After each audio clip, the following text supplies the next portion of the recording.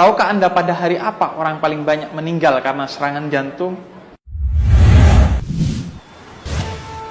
Ternyata Senin. Mau tahu jam berapa? Jam 8 sampai 9 pagi. Kebetulan? Tampaknya tidak. Coba diingat-ingat, Senin pagi jam 8 sampai 9. Bertepatan saat apa? Ya benar, bertepatan saat kebanyakan orang mengawali kerja awal pekan setelah libur weekend. Apa hubungannya? Jawabannya simpel.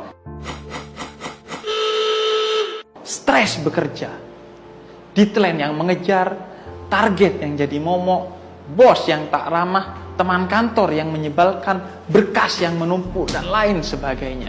Terus seperti itu setiap hari. Tanpa disadari, kerja membunuh kita. Ya, kerja membunuh kita. Padahal kita bekerja untuk menyambung hidup. Ironi bukan?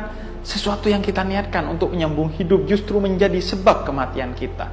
Seperti lingkaran setan.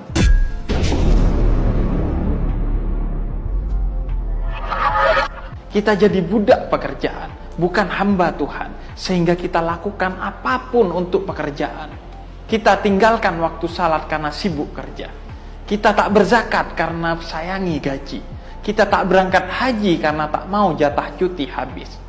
Kita habiskan waktu untuk kerja, sehingga orang tua, istri, anak terbengkalai. Apalagi jika sampai menghalalkan segala cara dalam bekerja. Singkat cerita, kita jadi budak pekerjaan, bukan hamba Tuhan.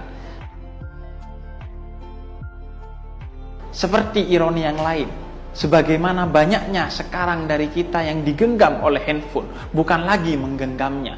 Akhirnya kita jadi cinta dunia, bukan cinta akhirat di mana dunia hanya jembatan menuju itu.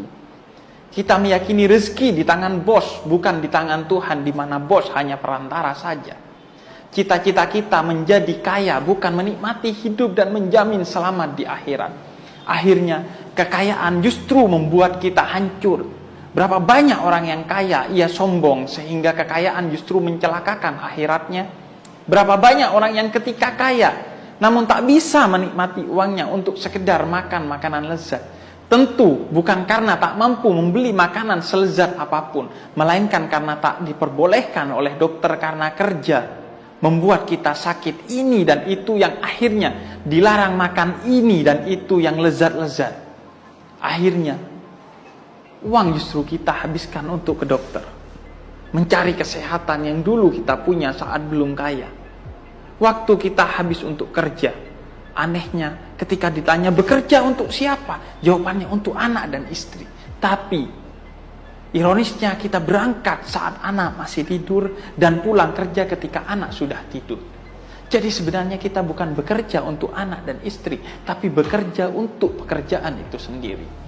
Benar sekali kata Buya Hamka. Kalau kerja sekedar kerja, kera juga bekerja. Lalu apa solusinya? Bagaimana memutus lingkaran setan ini? Jawabannya, mengubah persepsi kita tentang kerja. Wisataku adalah bekerja, kata Sayyidina Ali. Wisata adalah bekerja? Bagaimana bisa? Ya, karena ia berperspektif zuhud. Apa itu zuhud? Zuhud bukan anti dunia, tapi meletakkan dunia secara proporsional. Tak masalah memiliki dunia, asal jangan sebaliknya dimiliki oleh dunia. Letakkan dunia di tangan, jangan di hati. Seperti kata Imam Malik, zuhud itu bukanlah ketiadaan harta, tetapi mengosongkan hati daripadanya. Nabi Sulaiman adalah seorang yang kaya raya. Sayyidah Khadijah, istri Nabi Muhammad, adalah saudagar kaya. Apa prinsip yang mereka pegang? Simpel saja, ada disyukuri, tak ada disabari. Karena dunia ibarat air laut. Semakin kita meminumnya, semakin kita haus.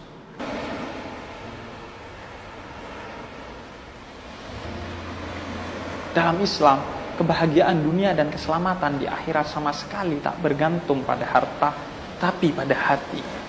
Hatilah harta terbesar kita. Kerugian terbesar adalah ketika kita kehilangan hati. Jangan menangis kalau bisnis kita bangkrut, tapi menangislah ketika hati kita kebal, melihat tetangga yang kelaparan dan iri serta hasut pada tetangga yang kaya.